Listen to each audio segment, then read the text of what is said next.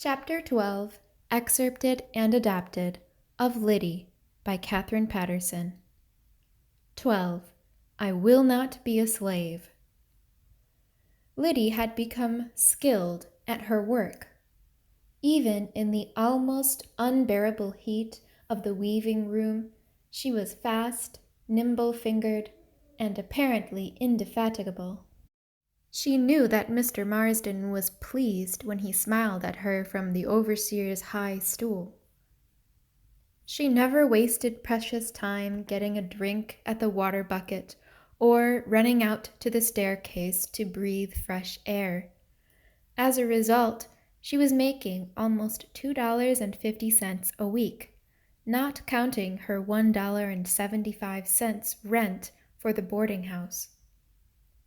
Any free moment she had, Lyddie read and reread the page of Oliver Twist that she had pasted up on her loom for the day, until she had it nearly memorized. Lyddie sympathized with the character Oliver and the other orphans in the story. They couldn't be blamed for stealing to survive. Their only other choice was living in the London workhouses, which were more like prisons than homes for the poor. Lyddie remembered how close her own family had come to living on the town's poor farm, where people were forced to work with no pay in order to live. She realized that maybe her mother's decision to leave the family farm with Rachel and baby Agnes had been to protect the family. Maybe Mama hadn't really thought the bear was the devil on earth, or that the world was ending. Had Mama, instead, trusted Lyddie and Charles to take care of the farm alone, while she and the little sisters got help from Uncle Judah and Aunt Clarissa? Lyddie wondered if she would ever know the truth, just as she wondered if she would ever know what had happened to Papa. A letter arrived from Mama, reminding Lyddie that she must send Mama the first of her saved-up money as soon as she could. Dear daughter, I was exceeding surprised to get your letter concern your move to Lowell. I do not know to say. If you can send money, it will be help to Judah and Clarissa. They feel a great burden. Babby Agnes is gone to God. Rachel is poorly. Many have died, but God's will be done. Your loving mother, Mattie M. Worthen. Lyddie squeezed her eyes shut and tried to remember her baby sister from 2 years ago. Agnes would have been 6 years old by now, but now she was gone forever. Maybe Agnes had already forgotten me and Charlie, who took care of her. Lyddie wanted to cry, but no tears came, only a hard, dry knot where her heart should be. I have to work harder, she thought. I must pay off the debts and gather the rest of my family back to the farm before we are broken up completely. I couldn't end up living life alone, like Diana. When the holidays were over, the Concord Corporation sped up their machinery again. Lyddie did not complain. Even with the increased speed of each loom, she could operate 4 at a time and earn more money. Prudence had begun to suffer painful coughing through every night. Since there was also a young man back in Vermont who wanted to marry her, Prudence decided to quit and go home for good. Betsy was busy studying Latin and botany when she had free time. She would meet with her study groups downstairs twice a week. One Sunday, Betsy and Lyddie were in the bedroom when Amelia came in.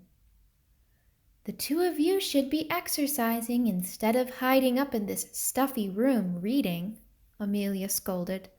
"Besides, it's the Sabbath, and neither of you went to services earlier." Betsy and Lyddie both made faces and continued reading their books silently. Amelia's face grew red. You are unbelievers and scoffers, and I don't see how I can continue living in the same room with you. Oh, hush, why can't we all live and let live? Betsy asked, her voice trailing off as she realized that Amelia was beginning to cry. Lyddie felt her heart soften and handed Amelia a handkerchief. I don't know what made me say such things, Amelia apologized. We're all working like black slaves is what, said Betsy. When I started working in the spinning room, I could easily work for 13 hours tending 130 spindles. Now I have to tend twice that many at a speed that would make an angel curse. I'm worn out. We're all worn out. I've half a mind to sign the blooming petition calling for shorter working hours. Betsy, Lyddie protested, if the petition works, we'll only work 10 hours, which means we'll be paid much less. Time is more precious than money, Lyddie girl, Betsy argued. If I had 2 more free hours every evening, imagine what I could do. If you sign the petition, Betsy, Amelia chimed in, the corporation will dismiss you from your job. They'll blacklist you as well, and then no other corporation would hire you. Oh, well, said Betsy, I'd just take off and go west. I nearly have enough money. She smiled slyly at Lyddie. I'll leave the job in a blaze of defiance and go out to Ohio. Ohio? Amelia gasped. No, Lyddie said, surprised at her own sharp tone. Both girls looked at her. I mean, please don't sign the petition, Betsy. I can't afford to lose working hours. I got to have the money to pay the debts before it's too late. Oh, Lyddie, hasn't Diana explained this to you? Asked Betsy. We deserve shorter hours and higher wages. We're working longer hours, tending more machines, all of which have been sped up to a demon pace just to make the corporation more money. Our actual wages have gone down more than up. Then Betsy began to sing. Oh, isn't it a pity such a pretty girl as I should be sent to a factory to pine away and die? But I cannot be a slave, I will not be a slave, for I'm so fond of liberty I cannot be a slave. When did you learn that radical song? Demanded Amelia. Back in '36, when I was 10 and working as a doffer, Betsy replied proudly. I led my whole floor of girls out the door one day for a turnout. We refused to work unless they paid us more fairly. It was the most exciting day of my life. We need to organize another turnout. I'm sick of being a wage slave. I ain't a slave, Lyddie said fiercely. Of course not, Lyddie, said Amelia. And it's unladylike to rebel. And against the Bible. Against the Bible to fight injustice, Betsy said.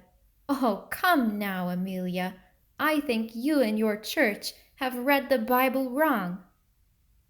Lyddie looked from one angry face to the other. She cared nothing for being a lady or for being religious, and she could not put her job at risk to sign a petition. She was making far more money in Lowell than she ever could back in Vermont. Why couldn't people live and let live?